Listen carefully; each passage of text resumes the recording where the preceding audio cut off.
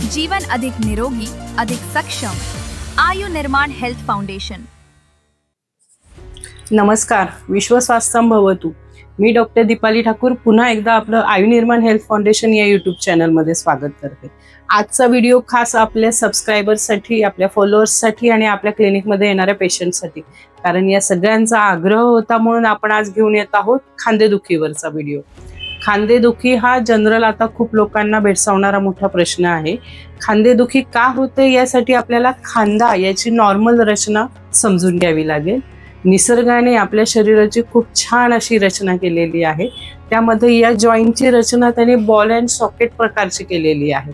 यामध्ये काय होतं, आपला कॉलर बोन, हाताचा हा बोन आणि मागची स्कॅप्युलर ब्लेड या तिन्ही जॉईंट्स, या तिन्ही हाडांना जोडणारा हा एक जॉईंट आहे, ज्याला आपण खांदा असं म्हणतो किंवा शोल्डर जॉईंट असं म्हणतो.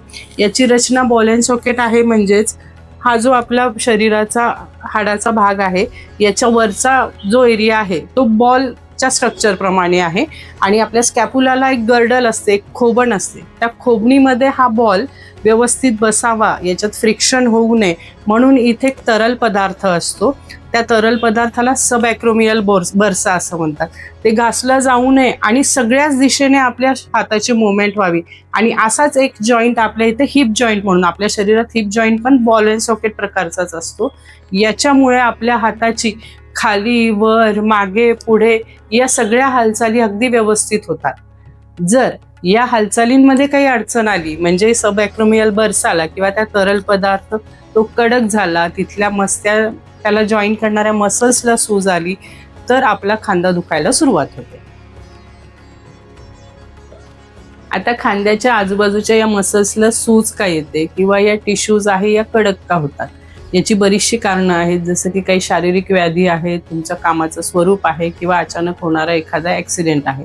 शारीरिक व्याधींमध्ये संधिवात, आमवात, डायबिटीज यासारखे आजार, तसंच नर्व्हस सिस्टीमशी रिलेटेड काही आजार जसंच की पार्किन्सन्स डिसीज, याच्यामध्ये मसल्सची क्षमता कमी होते आणि आपल्याला हाताची मुवमेंट हवी तशी करता येत नाही. दुसरं आहे आपल्या कामाचं स्वरूप.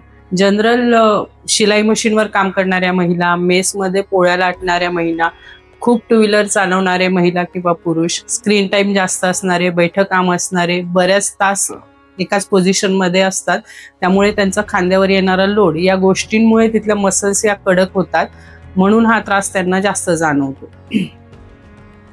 खांद्याचं दुखणं, मानेचं दुखणं, हे पेशंट जेव्हा आमच्याकडे येतात साधारण 3 डिग्रीजमध्ये हा त्रास असतो. आपण झोपेत जर मान उघडली असेल किंवा त्याच्यामुळे खांद्यावर ताण पडला असेल तर अशा वेळेस आपण घरगुती तेलाने मसाज केला, शेकलं तर हा घरगुती उपचाराने उपशय मिळणारा आजार आहे, हे घरच्या घरी बरं होऊ शकतं. काही काही पेशंट्समध्ये असं आहे की काही औषधं घेतली, मसाज केला, शेकलं तर थोडे दिवस बरं वाटतं, परत त्या सांध्यावर ताण पडला की परत दुखायला लागतं. हे 2nd डिग्रीचे पेशंट आहेत. आणि 3rd डिग्री पेशंटमध्ये तर इतकी वाईट अवस्था असते की पेशंट स्वतःची वेणी घालू शकत नाही, शर्टची बटणं लावू शकत नाही, ब्रश करू शकत नाही, अशी वाईट अवस्था असते. काही काही पेशंट्समध्ये तर सर्वायकलचा पण त्रास असतो आणि फ्रोझन शोल्डरसारखा पण त्रास असतो. अशा पेशंटमध्ये पण खूप त्रास जाणवतो. फ्रोझन शोल्डर सारख्या कंप्लेंट्स, ज्याला ॲडेझिव्ह कॅप्स्युलायटिस असं म्हणतात, याच्यामध्ये मुवमेंट्स तर खूप रिस्ट्रिक्टेड असतात. पेशंट स्वतःचं काहीही काम स्वतः करू शकत नाही. तर हे देखील आजार आयुर्वेदामुळे मुळापासून जाऊ शकतात. हा भाग स्टीफ झालाय म्हणजे इथे आपल्याला स्नेहस्वेदन करणं आवश्यक आहे. तेलाने मसाज करणं, तिथे शेकणं, या गोष्टी महत्त्वाच्याच आहेत. ते सहजासहजी घरच्या घरी जमत असेल तर घरच्या घरी करा, अन्यथा आयु निर्माण हेल्थ फाउंडेशन आहेच आपल्या मदतीसाठी. याच्यासाठी काही औषधं पण आपल्याला द्यावी लागतात आणि औषधं, थेरपी याच्यासोबतच हा भाग स्टीफ झालाय म्हणजे तो आपल्याला रिलीज करावा लागेल. तिथे आपल्याला एक्सरसाइज ही मस्ट आहेच आहे. जर तुम्हाला कोणत्याही आरोग्य समस्येसाठी आयुर्वेदिक औषधे हवी असतील किंवा आयुर्वेदिक थेरपीज करून घ्यायच्या असतील तर आजच संपर्क करा. आमच्या छत्रपती संभाजीनगर आणि पुणे शाखांवर तुम्हाला मिळेल विश्वास, गुणवत्ता आणि अनुभवी तज्ञांची मार्गदर्शनाची हमी. खाली दिलेल्या नंबरवर लगेच संपर्क साधा. जाता जाता फक्त एक घरगुती उपाय सांगेल. खांदा, मान खूप दुखत असेल तर रोज रात्री झोपताना 1 ग्लास पाणी गरम करा, त्याच्यामध्ये थोडीशी हळद, सुंठ आणि अश्वगंधा चूर्ण हे मिक्स करून गरम असताना हे पाणी पिऊन घ्यावं. बऱ्यापैकी आतली सूज कमी होऊन त्या टिश्यूजवरचं टेन्शन रिलीज होऊन त्रास कमी होतो.